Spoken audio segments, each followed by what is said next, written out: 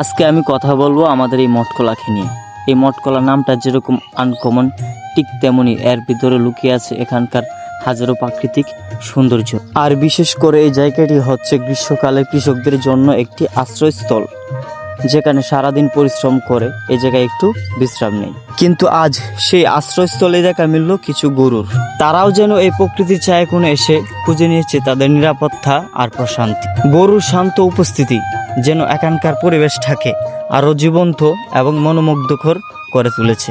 চারপাশে সবুজের সমারোহ, মৃদু বাতাসের ছোঁয়া আর হচ্ছে নিস্তব্ধ প্রাকৃতিক সৌন্দর্য, সব মিলিয়ে এক অপূর্ব দৃশ্য। এই দৃশ্য শুধু চোখে নয়, মনকেও স্পর্শ করে। গ্রামের এই সরল সৌন্দর্য আমাদেরকে মনে করিয়ে দেয় প্রকৃতির মাঝে লুকিয়ে আছে সত্যিকারের শান্তি। প্রকৃতির প্রতি ভালোবাসা থাকলে এমন দৃশ্য কখনোই হৃদয় ছুঁয়ে যেতে ভুল করে না।